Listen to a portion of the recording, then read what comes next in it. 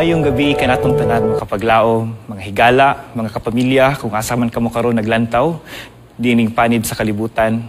Ako nalipay nga nakighalubilo no sab kaninyo do na ako dinhi sa Hope Channel South Philippines apan ang inyoha nga presensya naagi dinhi nakigkauban kanato sa ato ang series Jesus in My Story. So Jesus in My Story. Ako muna nga ihatag og emphasis kung nganong naaman tay gitawag og Jesus in My Story. It is because ang ato nga series karon kini siya gi-host sa Adventist Layman Services and Industries. Kini siya nga series magahatag kanato ni siya og dugang pagpalig-on ilabi na sa to nga mga ASI members makapaglaom. And of course kini siya nga mensahe di lang ni siya para sa mga ASI members, para kini kanatong tanan. So karon kagabion mga kapaglaom, ako akini nga padayunon sa ato ang topiko nga giuluhan, the pit, the palace, and the promise. Ang ato ang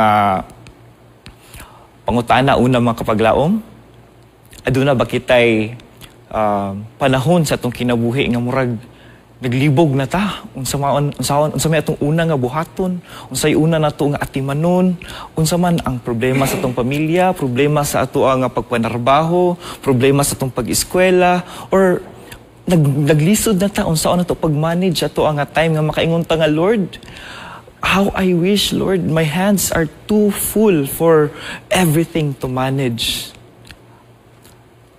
Kaduha kong nako nga pangutana makapaglaom, kini pinaka-rampant yun ni siya. Nakasulay bata nga usahay nga murag apiki ang ato nga panudlanan nga kanang murag bag-o pa man ang taga-sweldo, pero murag apiki naman kaayo, murag di naman ta makaabot sa hinapos sa bulan nga ang ato nga panudlanan paninapi maglisod na ta og bayad sa atong mga bayronon.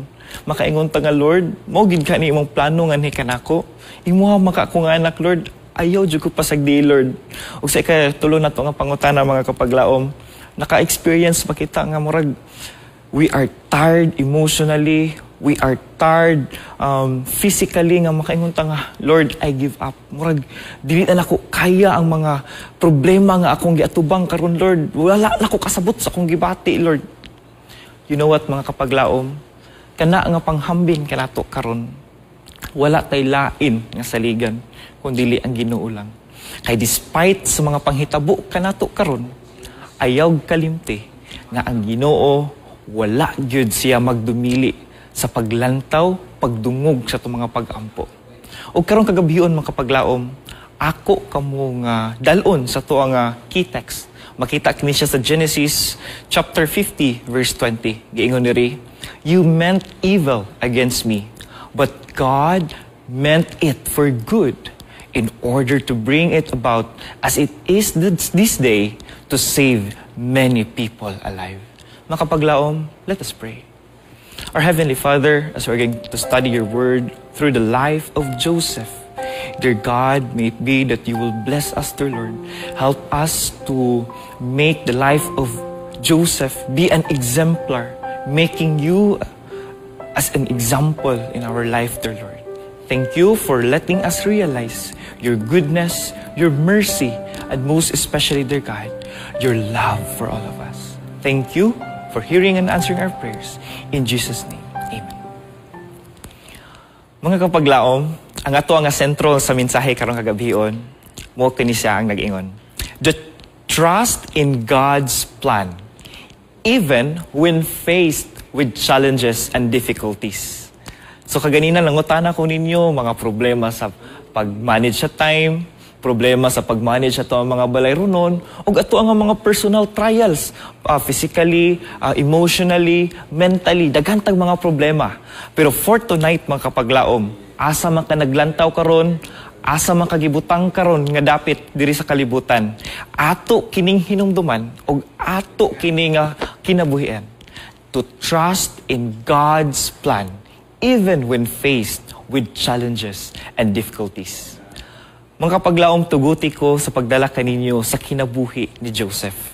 Ang ato ang key-text mga kapaglaom, makita kini siya sa Genesis, no? Na dinhi gisaysay ang tibuok kinabuhi ni Joseph. Apan ato lamang kining sugdan sa particular nga part sa kinabuhi ni Joseph sa time nga si Joseph nagdamgo ug sa time nga si Joseph iyang nahibalag ang iya nga mga pamilya mga kapaglaom. Atong mahinumduman nga si Joseph katong bata pa siya mga kapaglaom, nagdamgo siya, iya kining gi-share ngadto sa iyang mga igsuon.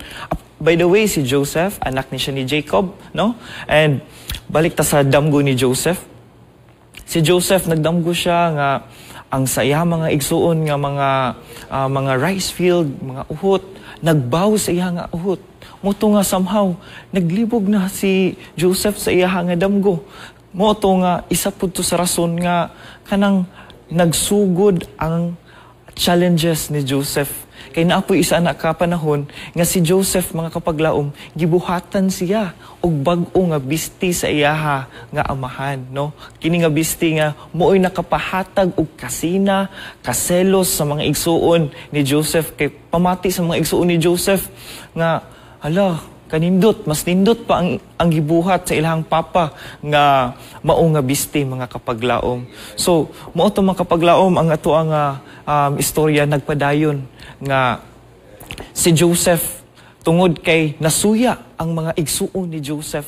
Usan niya nakaadlaw gisugo si Joseph nga maghatod og pagkaon sa iyahang mga igsuon. Apan tungod sa kasuya sa mga igsuon ni Joseph mga kapaglaom, gihagbong siya sa mao nga tabay mga kapaglaom. Ug sa iyang paghagbong sa isa ka tabay, imagine nimo unsa kalalom ng tabay mga kapaglaom. Kung ikaw mahulog ana, dili ba ka mapiang, dili ka maunsa. Pero you know what? Nahagbong yun si Joseph. Wa yun. Gituklod siya sa mga igsuon tungod sa kasuya mga kapaglaom. Moto nga pagkahagbong ni Joseph, nisagit siya, kuya, anong inyo hamang ko nga gihagbong diri, tabangi ko. Nagdala ko pagkaon sa inyo ha. Siguro kung ako pud ato mga kapaglaom no nga kanang mahulog ko sa mao nga balon tapos gihagbong ko murag masakitan pud ko nga makapangutan ako nganong inyo akong gihagbong nga nagdala man ta ko pagkaon sa inyo ha. Pero dili na to matagna mga kapaglaom kung unsa ang mga plano, unsa ang nasa una-una sa atong mga isig katawo. Moto si Joseph mga kapaglaom, ang inyong mga igsuon wala pa gyud na kontento. Tan-aw nila nga kung mamatay ni si Joseph diri masakpan ni sa among amahan. Dapat mangita ta og pamaagi.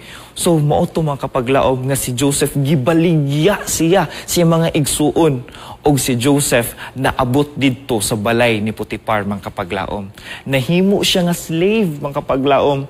Ako makaingon jud ko nga kining slave dili man sa ingon nga kining slave karon og slave sa una same lang og pang na experience pero kung moingon kasi ta og slave sa una nga panahon mga kapaglaom 24/7 na sila magtrabaho ngadto sa ilahang agalon. Og kanto si Joseph makapaglaom, naabot siya sa kinabuhi ni Potiphar. Kini si Potiphar, usa kani siya ka, unsa man, opisyal sa Egypt mga kapaglaom. Ang mao nga hari, walay lain kundi si King Pharaoh mga kapaglaom. Pero you know what? Tungod kay si Joseph, giila siya sa Ginoo, wala siya pasagdii sa Ginoo. Si Joseph tungod sa iyang nga pagkamaayo, tungod sa iyang pagkabuutan, tungod iyang nga intention sa iyang kinabuhi ngadto sa iyang isig katawo makapaglaom. Kanang makaingon bitaw ta nga pure, paingon ta nga genuine, gipanalanginan siya sa Ginoo mga kapaglaom nga. Bisan pa man nahimo siya nga slave, pero nahimo pud siya nga successful man mga kapaglaom. Nahimo siya nga gikan sa pinakaubos nga slave, nagrank up si Joseph, pero slave lang yapon siya makapaglaom no. But until nga nahimo siya nga sinaligan sa iyaha nga agalon mga kapaglaom. Dapat ay mga experience ana no nga kanang basta magbinutan lang ta. Panalanginan yun ta, makit-an yun ta sa to ang mga busing, sa itong mga amo nga, kini angayan ni siya i-rank up, angayan ni siya tagana na nga posisyon. Pero usahay mga kapaglaom, kining ato nga posisyon, temporary lamang. Kabalo ba mo sa nahitabo sa kinabuhi ni Joseph? Nahimo na siya nga successful nga sa iya nga pagtubo, nahimo siya nga sinaligan ni Potiphar, apan dito sa isa ka panghitabo mga kapaglaom, ang asawa ni Potiphar mga kapaglaom, gihimuan siya unsa man og istorya. Naibog sa iyaha ang asawa ni Potiphar. Mga kapaglaom, naibog sa iyaha. Moto nga tungod kay si Joseph Usa siya ka pure, genuine ang iyaha nga loyalty ngadto sa iyang amo. Dili niya makaya ug betray ang iyaha nga amo, mga kapaglaom. Pero you know what, mga kapaglaom, during that time wala na gyud ni butog gyud ang issue, og ang asawa ni Potiphar wa ni giganahan ni Joseph, gipahawa, gipasanginlan si Joseph, mga kapaglaom, og didto gipriso si Joseph, mga kapaglaom. Kabalo ba mo, mga kapaglaom, nga sa panahon nga napriso si Joseph, dili niya slave pa siya, tapos napriso pa gyud siya, meaning slave, mga kapaglaom, walay kagawasan. Tapos napriso pa gyud siya, kay gipasanginlan pa gyud siya, mga kapaglaom. Pero you know what happened? Si Joseph, bisan pa man sa mao nga panghitabo, tungod kay nagmatinud-anon siya sa iyaha nga kinabuhi, tungod kay ang iyaha nga koneksyon ngadto sa Ginoo, wala niya giputol, mga kapaglaom. Wala gyud siya pasagday sa Ginoo. So mao to nga si Joseph dito sa prisuhan, ako aning gusto i-emphasize, mga kapaglaom, kay ako ni siyang i-connect pod sa ato ang hisgutanan unya dapit. Dito sa iyaha nga pagkapriso, mga kapaglaom, ato nga nahibaluan nga naa siya'y kauban nga mga piniriso. Kini nga mga piniriso, butler, or kining gitawag na tog butler, muni siya ang tig-serve og wine, tig-prepare og wine, mga kapaglaom, or kung sa mga modern pa nga mga salida, moog ni siya ang mga sinaligan sa mga hari, mga prinsesa, mga VIP nga person, mga kapaglaom, nga moay mo sulay sa mga pagkaon, sa dili pa mo sulay mo kaon ang mao nga mga agalon. Og ang isa nga na-meet ni Joseph is ang katong baker. Isa niya anak kagabi, mga kapaglaom, nagdamgo ang duha ka mga kauban niya. Ug iya kining gihubad, mga kapaglaom. Kabalo ba mo, mga kapaglaom, nga sa paghubad ni Joseph sa mao nga mga damgo, nga tinuod yun, mga kapaglaom. Ang baker, namatay yun siya. Apan, ang mao nga butler, naluwas siya, mga kapaglaom.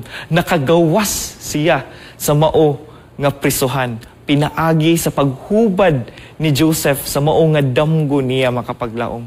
Moto nga paggawas ni sa maong butler, mga kapaglaom, ni ana din si Joseph, hinumdumi ako igsuon. Pahinom nangayo og tabang si Joseph, mga kapaglaom, sa mao nga butler. Pero you know what? Nakagawas na ang butler, na-redeem na siya dito sa mao nga hari, na siya sa mao nga posisyon, mga kapaglaom, na balik na siya. Pero sa iha nga, na siya sa kadagaya, nalimtan niya si Joseph, mga kapaglaom. Kabalo ba mo, usahay sa itong kinabuhi. Grabe atong pagtabang. Nga mo uswag, nga mudako, nga makakaton. Pero usahay sa panahon nga, naanapod sa kaharuhay ang atong gitabangan, nalimot na pod sila sa atua, nga kita pod nakatabang. Pero dili ta mabalaka, kay again, ang Ginoo, wala gyud siya nabuta sa paglantaw sa tong pagkamaayo. Mao na nga si Joseph, mga kapaglaom, niabot ang panahon nga si Haring Paraon na pod ang nagdamgo, mga kapaglaom. O gipatawag ni Haring Pharaoh ang tanan nga mga manalagna, tanan gyud, mga kapaglaom, nga mga manalagna nga makahubad gyud sa iyaha nga mao nga damgo. Apan wala gayud maski isa nga nakahubad sa iyang damgo. Ug sa diha nakahinumdom mao tong butler ni Joseph, mga kapaglaom. Nya na siya ni King Pharaoh, "Hari, aduna ko'y nakauban dito sa una sa prisuhan. Si Joseph, siya ang naghubad sa kuha nga damgo, nga tinuod gyud ang ako nga damgo, mao nga hari." Ug sa diha wala gyud nagduha-duha ang mao nga hari. Gipatawag insigida si Joseph, mga kapaglaom, tungod kay ang hari na bother kayo siya sa iya nga damgo. Nakasulay ba mo usahay nga kanang magdamgo mo, kanang mga tinuuhan usahay nga kanang magdamgo kuno og bitin, nga ang ato napod kunoy mo traitor kanato, or kanang magdamgo nga maibot ang ngipon, nga naa kunoy mawala sa to ang mahal sa kinabuhi, or nagdamgo nga nasunog ang balay. Tapos kanang mga ingon ana nga mga interpretation, makapaglaom, nakasulay ba mo ana nga mas mismo kamo nga paghuman ninyong damgo mura pud malisa nga unsa man gyud buot pasabot ato, ha. Then mangita din ta nga mga horoscope, mga zodiac, kung unsa may ingon ana nga mga tarot. But you know what, mga kapaglaom, si Joseph sa iyaha nga paghubad sa mao nga damgo sa mao nga hari mga kapaglaom. Wala gyud siya'y mga sekreto nga kanang mga unsa ra mga cards, mga unsa pa dira mga yam-yam mga kapaglaom.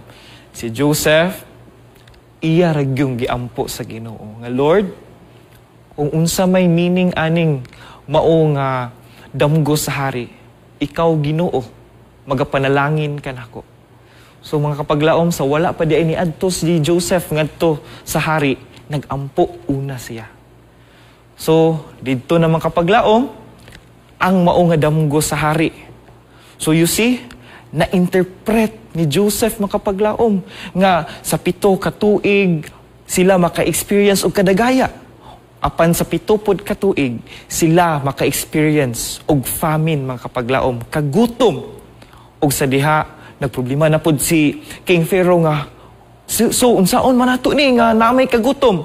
Ang gi-advise ni Joseph, hari, mangita ka og tawo nga imuhang masaligan.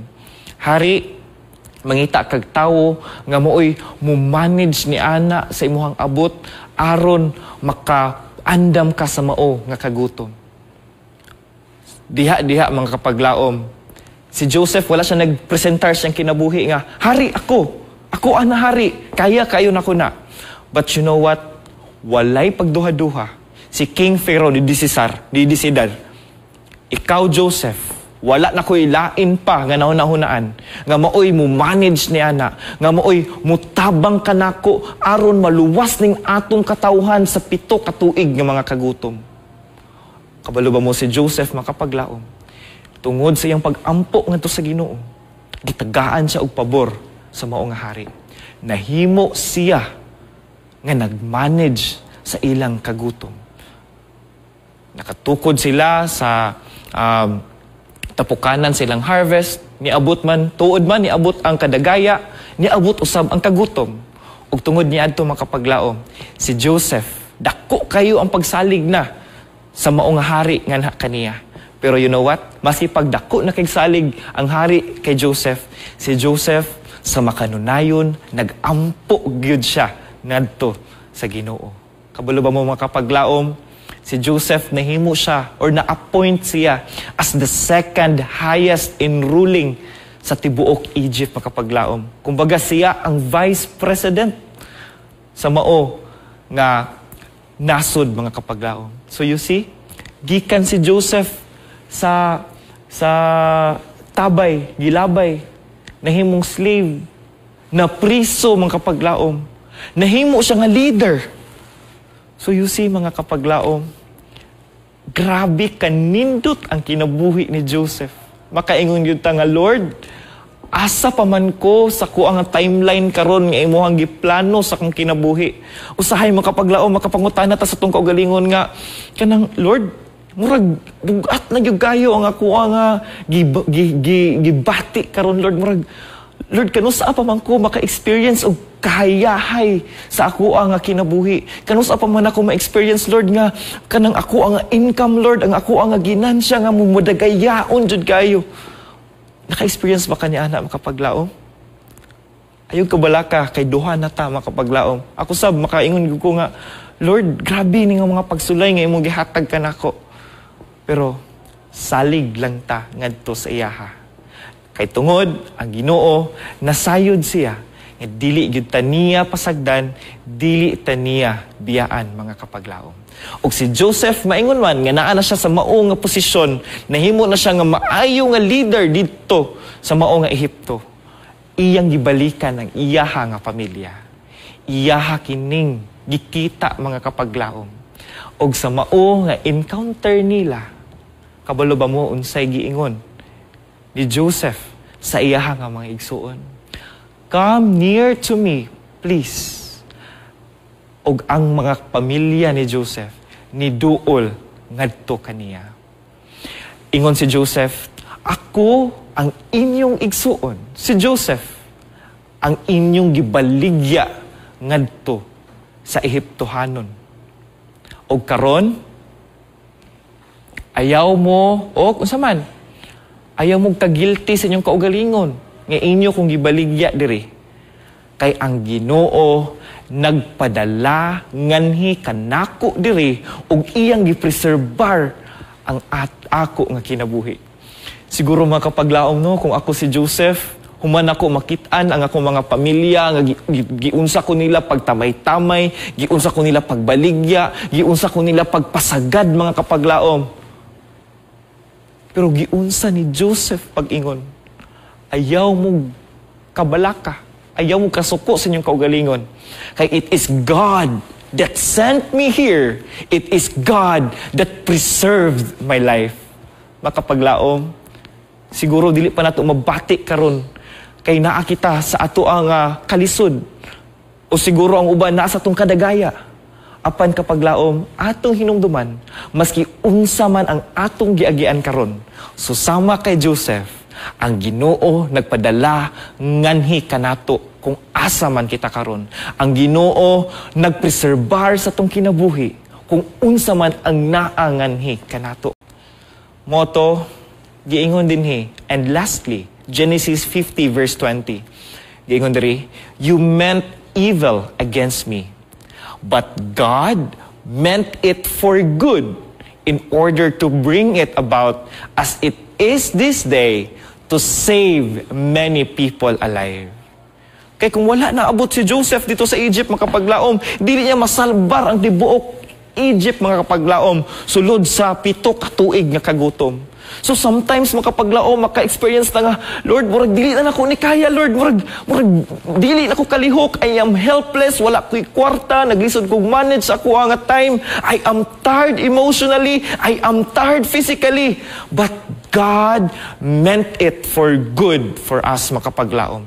And let us realize nga God sent us in that moment, in that place in our life, because we will become a blessing unto others, mga kapaglaom. So you see, according to Signs of the Times, ang gisulat ni Sister White, Joseph walked with God.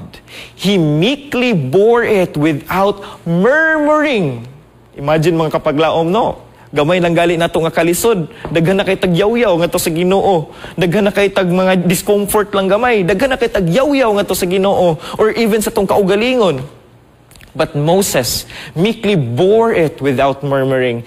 His unwavering fidelity are left on record for the benefit of all, mga kapaglaom. Gingon pa diri, the life of Jesus was a pattern of benevolence, goodness, and holiness, mga kapaglaom. He died for the guilty race, and He gave gifts unto men. Nakita nato si Joseph, mga kapaglaom, giunsa ni Joseph pagpaubos ang iyang kaugalingon. So sama sa kinabuhi ni Jesus Christ, mga kapaglaom, iya nga gipattern niyang kaugalingon ngadto sa kabubuton sa amahan. Nagpakamatay si Ginoong Hesus para kanimo, para kanako, para kanatong tanan, mga kapaglaom. Just for you and me, regalohan taniya og kinabuhi nga dayon. Just be faithful unto Him. And all who have ever come to Him, repentant, confessing their sins, He has received into His favor and freely pardoned. Exalt them to His throne, make them His heirs to their inheritance. Mga kapaglaom, grabe kanindot ang giingon sa Signs of the Times nga libro. Basta muduol lang ta, ngadto kang Jesus, nagmahinulsulon sa tong kaugalingon. Nangayag pasaylo sa tong mga kalapasan, iyang ihatag ka nato ang pabor nga dili nato makaya og dawat makapaglaom. So remember the pit, makapaglaom. Remember the pit. Kung asa ka nasayop sa imong kinabuhi, asa ta napandol sa atong kinabuhi, ato nang hinumduman. Hinumdumi ang palace. Kung asa ta nga mas nagkadako ang atong problema, pero at the same time, atong gi-acknowledge ang atong problema o kita nitubo, it is because kung ang Ginoo ania kanato, mutubo gayud kita mga kapaglaom, o sa atong tubo, pagtubo, atong mabatnan ang promise nga gihatag sa Ginoo nganhi kanato. Ang saad nga gihatag sa Ginoo ni Joseph, dili lamang na sa time niya, kundi it is all throughout the time until eternity, mga kapaglaom. So remember, the pit, which made it as a lesson number 1, betrayal and isolation. Siguro usahay na ay mga igsuon na to, na pamilya na to, o na higala na to, nga murag, mo betray ka na to, mo bubiya ka na to, pasagdaan ta, prisuhon ta. Upon remember, Joseph considered it as God's plan for him. Lesson number 2, mga kapaglaom, adversity and personal growth. So bisan pa man nga naa si Joseph didto sa mao nga prisuhan, wala gyapon niya pasagdi ang iyang kaugalingon. Nagampo siya sa Ginoo. Naghatag siya og panalangin ngadto sa uban. Og bisan pa man nga slave siya, maski pag-unsa kagamay siyang trabaho, kay iyang gibuhat ang iya nga best, gipanalanginan siya sa Ginoo. Og ang lesson number 3, injustice and faith in God. Usahay tamay-tamayon ta. Usahay i-persecute ta. Naidagan kay mga injustices sa atong kinabuhi. Apan, if we have faith in God, dili ta niya pasagdan, dili ta niya biyaan. Mga kapaglaom, I would like to make this an information drive kung asa ko karon gibutang sa Ginoo. I am currently a jail officer 1 sa Bureau of Jail Management and Penology. Gikan ko sa pagka-teacher. If you can still remember, last March, nagwali ko diri during Amicus time. I introduced my life. And this time, I will introduce to you how this place God has brought me to become a blessing, mga kapaglaom. By the way, ang BJMP, mga kapaglaom, o ni ang prisuhan. Diri sa BJMP, mga kapaglaom, kami ang mudawat sa mga piniriso nga ongoing ang kaso, ongoing ang desisyon sa judge, sa korte, o mga piniriso nga nag-serve sa ilaha nga sentence sa hamubo lamang nga katuigan, mga kapaglaom.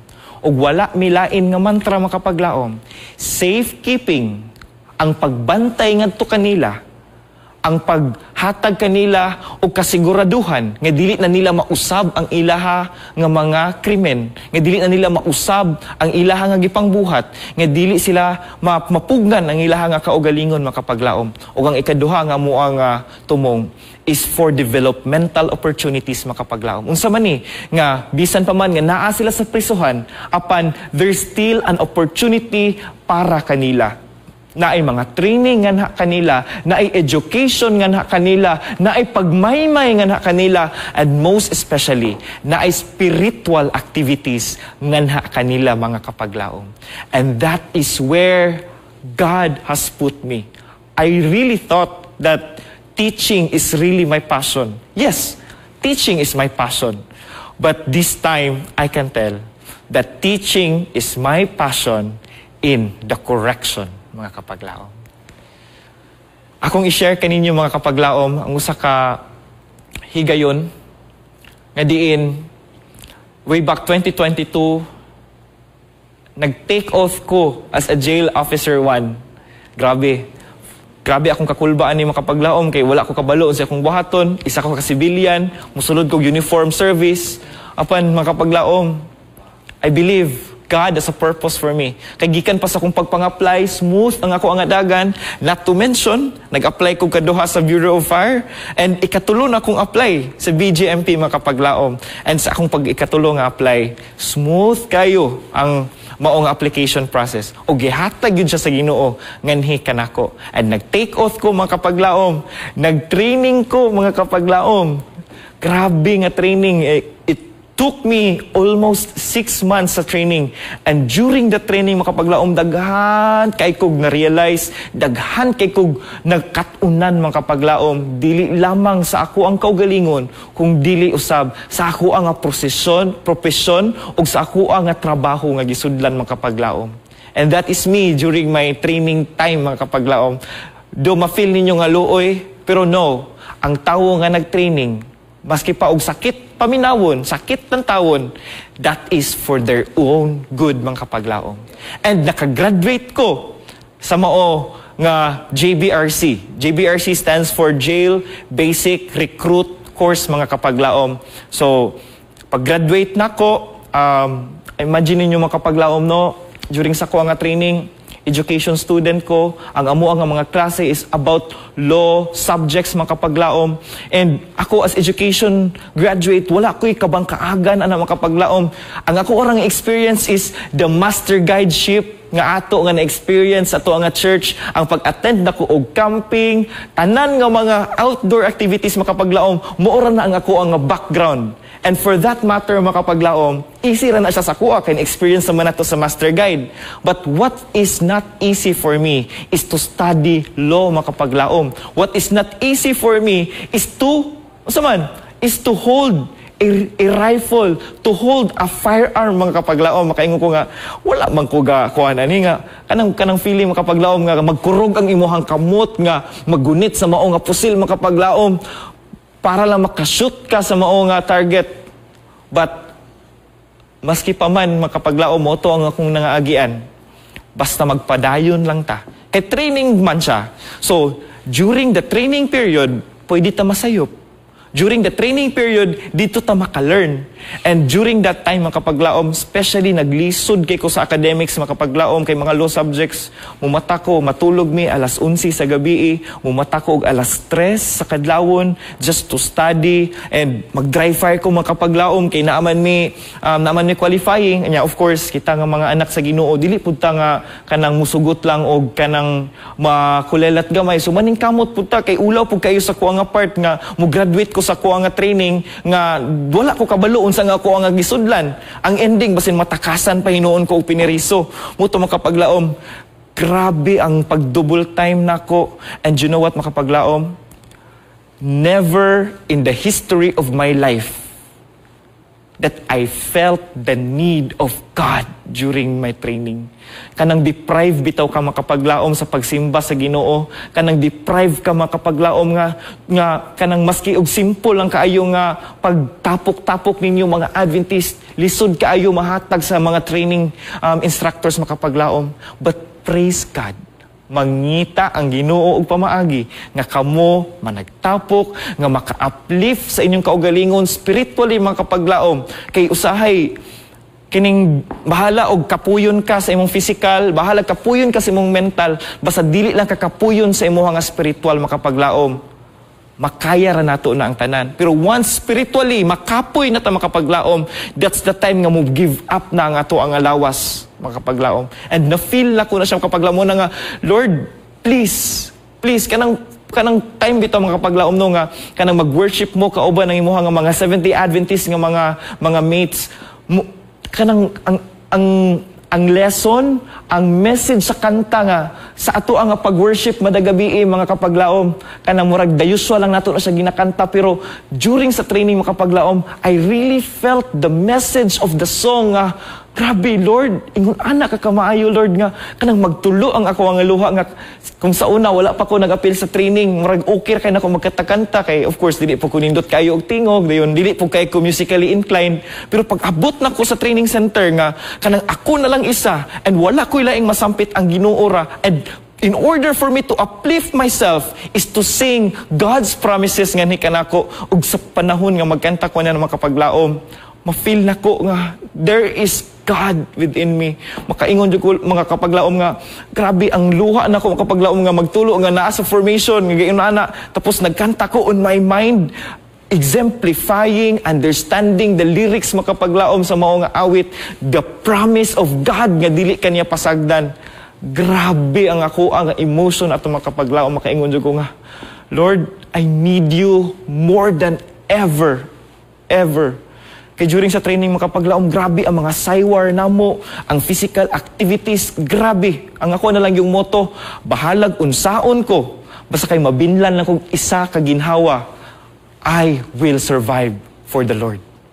I want to become a blessing in this field, mga kapaglaom. So, sa wala man, pag-graduate na ako, Yun anak ka maayo ang Ginoo. Out of 300 jail officers, I rank in the 7th place mga kapaglaom. Overall, top 7 mga kapaglaom. Considering that 7 is my lucky number, my favorite number, because it is a number of God. Mga kapaglaom, you see, whatever things that we do, whatever things that we experience, as long as musalig lang ta nga na sa Ginoo, muduo lang ta sa Ginoo, mahimo lang ta nga faithful nga na sa iyaha, maguli lang ta sa to nga tights nga na kaniya, dili gud ta niya pasagdan mga kapaglaom, dili gud ta niya biyaan mga kapaglaom. And in my workplace mga kapaglaom, atong nakita nga ang ato nga ministry, not just the 4 corners in the classroom, but also in the 4 corners na diay sa mao nga selda. Diin naghatag kita og mga services, nagtudlo ta sa ilaha through ALS program, nagfacilitate ta sa ilaha with their sports activities, with their spiritual activities. And currently, mga kapaglaom, I am assigned in the BGMP Regional Office 9 as the Community Relations Officer. So, tanan nga mga activities sa community nga nag-involve ang BGMP, I will represent the Jail Bureau. I will coordinate the Jail Bureau, mga kapaglaom. And that's one of my tasks as a jail officer, mga kapaglaom. And I am looking forward, kung asa man mo karon, kung unsa man ang inyong plano karon sa inyo nga kinabuhi, remember, God will never put you down, mga kapaglaom. And in the same way, mga kapaglaom, atong i-challenge ang atong kaugalingon, that whatever trials nga moabot sa atong kinabuhi, always persevere, padayon lang yun ta sa ato nga kinabuhi, makapaglaom. Kay kabalutan nga ang Ginoo naa sa ato nga kinabuhi. Let us build networks, mga kapaglaom. Kung asa man ta karon nagtrabaho, asa man ta karon nag-eskwela, asa man ta karon nagnegosyo, or asa man ta karon nabutang, mga kapaglaom, always build network, good, mga kapaglaom. Because through building network, we are building connection for Jesus, mga kapaglaom. And always seek growth, good, mga kapaglaom. Usahay, ikorekta. Ato ni dawaton wholeheartedly because we want to grow. Usahay, gusto ta nga kanang malain ta, nagmaistoryahan. But no, always seek to grow, mga kapaglaom. Eskwela ta, training ta, uplift, upgrade, kung unsay mga activities sa church, let us listen to it. Kay through those things, we will be advanced in our life, spiritually, physically, mentally, mga kapaglaom.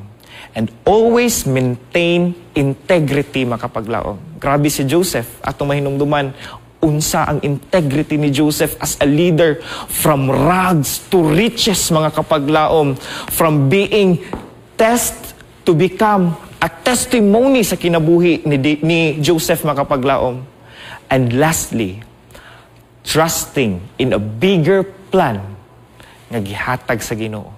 Siguro na feel nato nga murag sa ato nga kumagko or sa ato nga kamot naa pa ang ato nga kinabuhi sa ato nga kumingking or napa sa tong kumagko or kung asa pa na siya.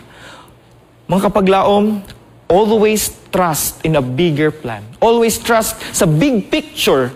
Kay basin di ay kana ang imuhang gikalisdan karon, giandam ka sa Ginoo for a better opportunity. Kana ang imuhang giatubang nga problema karon, that is for you to be trained for a greater purpose in the future, mga kapaglaom. Kanang imuhang failure karon sa kinabuhi, that is God's purpose for you to become successful in the future, mga kapaglaom. And that spiritual weaknesses that you are experiencing right now, mga kapaglaom, ato nang isalig ngadto sa Ginoo, because only God can uplift us.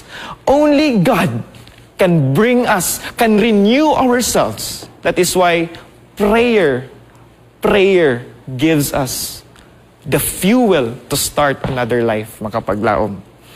And me, I'm always praying that as a jail officer, Though layo pa kay ko sa ako ang trabaho, but I know that God has put me in this purpose. Makapaglaom, ingna imong kaugalingon. Maski pag nakay problema diha, ingna imong kaugalingon.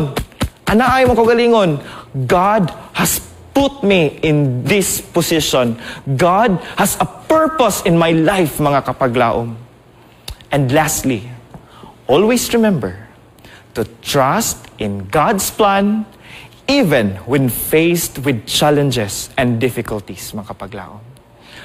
Joseph put his trust ngadto sa Ginoo. Bisan pa man sa mga kaagi ni Joseph, bisan pa man sa imong naagian karon, trust God's plan. I remember the song that says, "'Cause when you don't understand the purpose of His plans, in the presence of the King, bow the knees." Let us pray.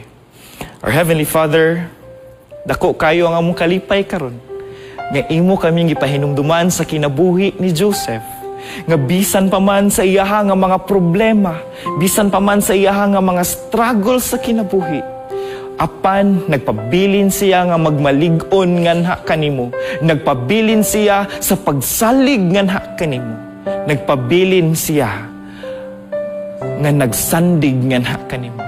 Himua Ginoo nga among kinabuhi, susama usab ni Joseph, nga si Jesus Christ maoy makita sa uban, nga si Jesus Christ maoy ma-uplift sa among kinabuhi.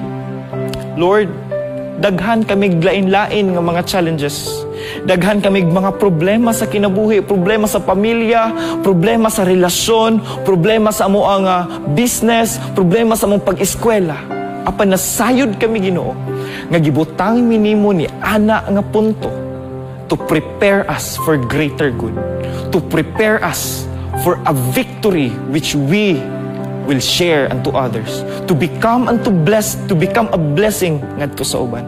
Salamat Ginoo nga wala ka nagdumili sa pagtubag sa among pag-ampo, wala ka nagdumili sa pagpasaylo sa among mga kalapasan. Kikining tanan among gilauman nga madawat sa ngalan ni Jesus.